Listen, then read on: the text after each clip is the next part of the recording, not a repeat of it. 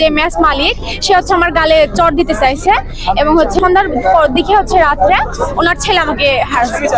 খাবারের মান ভালো করতে বলায় ছাত্রীদের গালি গালাজ সহ গায়ে হাত দেওয়ার অভিযোগ উঠেছে।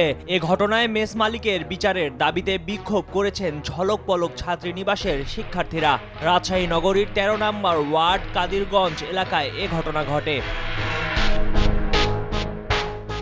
মেসে থাকা ছাত্রীরা এই ঘটনার প্রতিবাদ করতে চাইলে মেস মালিক গেটে তালা মেরে রাখেন। এক পর্যায়ে ছাত্রীরা গেটের তালা ভেঙে রাতেই নগরীর বোয়ালিয়া মডেল থানায় গিয়ে মামলা দায়ের করেন।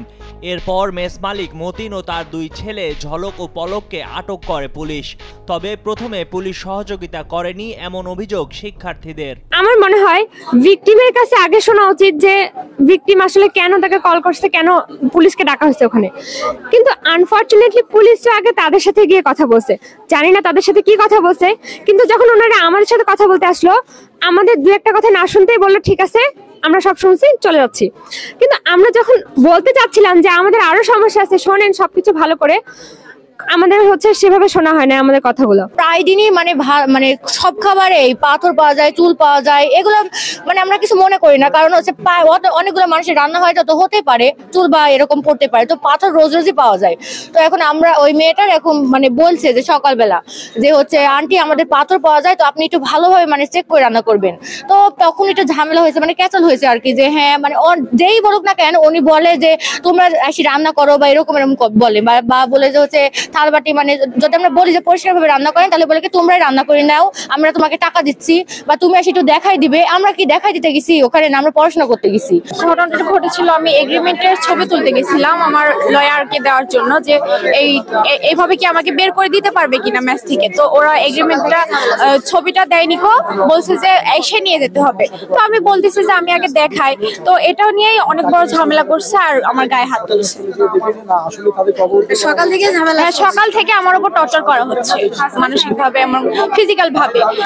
সকালবেলাও আঙ্কেল হচ্ছে যে মেস মালিক সে হচ্ছে আমার গালে চড় দিতে চাইছে এবং হচ্ছে বিকেলে সন্ধ্যার দিকে হচ্ছে রাত্রে ওনার ছেলে আমাকে হারাস করেছে গায়ে হাত। ছাত্রীদের ওপর নির্যাতনের ঘটনা জানাজানি হলে তাদের সাহায্যে এগিয়ে আসেন সাধারণ ছাত্ররা। ফার্স্টে 2 বছর থেকে এখানে আসি, এখানে মেস মালিক আঙ্কেলের ব্যবহার খুবই মানে খারাপ, বিহেভিয়ারটা অনেক খারাপ, সে নির্যাতন করে সবার উপরে।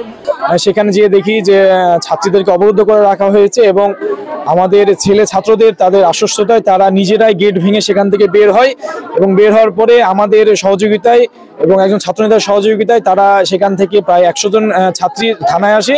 থানায় এসে মামলা দায়ের করে যারা অভিযুক্ত হয়েছে তাদেরকে আইনের আওতায় নিয়ে এসে তাদেরকে গ্রেপ্তার দেখানো হয়েছে। পুলিশ জানায় ছাত্রীদের অভিযোগের ভিত্তিতে অপরাধীদের আটক করা হয়েছে। এছাড়া যে কোনো ধরনের সমস্যা হলে ছাত্রীদের সাহায্যে এগিয়ে আসবেন তারা। তাকে মেসের যে মালিকের ছেলেরা তাকে ফিজিক্যালি অ্যাসল্ট করেছে, শ্লীলতাহানি করেছে। বিষয়টা আমাদের নজরে আসার সঙ্গে সঙ্গে আমরা যেটা করেছি আমাদের পুলিশের টিম চলে গেছে এবং আপনার 3 জনকে আমরা আইনের হেফাজতে নিয়েছি। যে কোনো স্টুডেন্ট যদি এরকম কোনো প্রবলেম ফিল করে তারা যে কোনো সময় আমাদের থানার পুলিশের হেল্প নিতে পারবে। সঙ্গে সঙ্গে তারা যে কোনো ধরনের প্রবলেম ফেস করলে আমাদের 999-এ কল করে অথবা আমাদের থানার ওসি নাম্বারে কল করলে আমরা তখনই পুলিশের টিম পৌঁছাবে এবং আইনগত আমরা সহযোগিতা করব। ছাত্রীদের অভিযোগ 999-এ ফোন করে প্রথমে পুলিশ ডাকলেও তারা ছাত্রীদের কোনো সাহায্য না করে মেস মালিকের সঙ্গে কথা বলে চলে যায়। রাজশাহী থেকে মোহাম্মদ নাঈম হোসেনের পাঠানো তথ্য ও ছবিতে ডেস্ক রিপোর্ট ময়ূক ইসলাম, কালের কণ্ঠ।